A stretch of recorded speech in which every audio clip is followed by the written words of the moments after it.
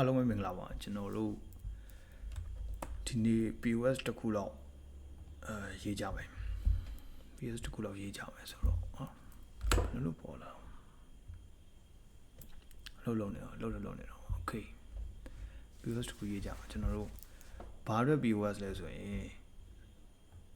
C ရောင်းတဲ့ဆိုင်တွေအတွက် POS C ဆိုတာ Death C တို့ Diesel တို့ကျွန်တော်တို့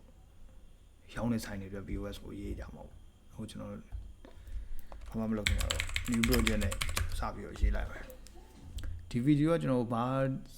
script လို့ဘာလို့ဘာမှရေးမထားဘူးဒီတိုင်းပဲကိုအချင်းချင်းဘေးမှာအတူတူကုတ်ကြသလိုမျိုးပေါ့အဲ့လိုပုံစံမျိုးပဲrecording လုပ်တာစာတင်နိုင်ပါလေအဲ့လိုလည်းမဟုတ်ဘူးဒီတိုင်းပဲဟိုတကယ်ချင်းတွေအတူတူထိုင်ပြီးတော့ project အတူတူထိုင်ပြီးတော့ရေးကြသလိုမျိုးကုတ်အတူတူရေးကြသလိုမျိုးစကားပြောရင်းနဲ့ဖြည်းဖြည်းနဲ့မှန်မှန်ပဲသွားကြတာအဲ့တော့ project အကြောင်းလေးအရင်ကျွန်တော်ဆွေးနွေးကြမယ် project ကတော့ဗျာ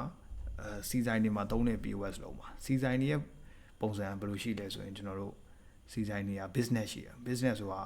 စီဇိုင်းလုပ်ငန်းပေါ့ဗျာကျွန်တော်တို့ဒီမှာဆိုရင် Danco လို့ဘာလို့ပဲထားပါတော့ဒီ business ဆိုတာ Danco လို့ဘာလို့ဖြစ်မှာပေါ့ Danco လို့ရေးလိုက်မယ် Danco လို့ဘာလို့ရှိမယ်ပြီးတော့ Danco မှာလည်းဆိုင်ခွဲတွေအများကြီးပဲဆိုင်ခွဲတွေအများကြီးတော့ကျွန်တော် branch လို့သုံးပါပေါ့ကျွန်တော်တို့ Danco မှာမှမန်လေးမှာဆိုတော့ကျွန်တော်ပြည်ကြီးတကွန် Danco ပြည်ကြီးတကွန်3 Danco ပေါ့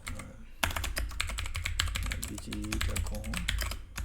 3ဒါမျိုးရှိမှာပေါ့နောက်ရန်ကုန်မှာဆိုလဲကျွန်တော်တို့ဒါရှိမလဲစူးလေမန်နေဆိုင်ခွဲပေါ့ဒါမျိုးရှိမှာကျွန်တော်တို့မန်နေပြီးတော့မှဆိုလဲဘယ်လိုရှိမလဲပုတ်ပါပေါ့ပုတ်ပါတန်ကိုပေါ့ဗျာပုတ်ပါရဲ့ဆိုင်ခွဲပေါ့ဒါမျိုးရှိမှာအဲဆိုရင်ကျွန်တော်တို့စီဇိုင်းနာမည်ပါမယ်စီဇိုင်းရဲ့ဆိုင်ခွဲနံပါတ်ပါပြီးတော့ဆိုင်တိုင်းဒီဆိုင်ခွဲတွေတစ်ခုချင်းမှာကျွန်တော်တို့ရှိတော့ပန့်နေပေါ့ပန့်ကတစ်ခုတည်းလည်းရှိရ maybe 3-4 ခုလည်းရှိမှာပေါ့ဒါပန့်1ပန့်2ပန့်3ပေါ့ဒါတွေလည်းကျွန်တော်တို့တင်ထားမယ် CRUD လောက်ကြအောင် CRUD လောက်မယ်ပြီးတော့အဲဆိုပန့်တစ်ခုမှာကျတော့ပန့်တစ်ခုချင်းစီတော့ကျွန်တော်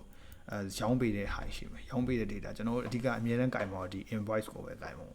invoice မှာကျွန်တော်တို့ဘာတွေပါမလဲဆိုရင်item တွေပါမယ် item တွေဆိုတာပုံမှန်ဆိုရင်တော့စီဇိုင်းတွေကတော့ invoice တစ်စောင်မှာဒီ item တစ်ခုပဲပါပေါ့ဘယ်နှခါလန် sorry 92ဒီ gas type ပေါ့92ဘယ်လောက်ရောင်းလဲဘယ်နှလီတာရောင်းလိုက်မယ်ဒါမှမဟုတ်လဲ95ဘယ်နှလီတာရောင်းလိုက်မယ် premium diesel ဘယ်နှလီတာရောင်းလိုက်မယ်ဒါမျိုးလာမှာပေါ့ကျွန်တော်ကဒါ item တွေတချို့ကြောင့်လဲကားနှစ်စီး3စီးတစ်ခါပဲလာပြီးတော့invoice တစ်စောင်လေးထုတ်တာလည်းရှိတယ်ဒါဆိုတော့သူက3-4ချောင်းပါမှာပေါ့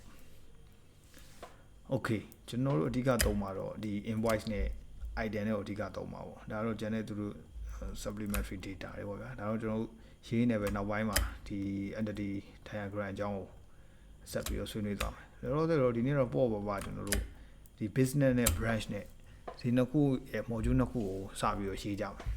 အဲ့တော့ application ကိုသွားကြည့်အောင်ကျွန်တော် okay ဒါကတော့ Flutter application စပြီးတော့တက်လာပြီဆိုကျွန်တော်နှိပ်ကြည့်မယ်ဆိုရင်ဒီမှာ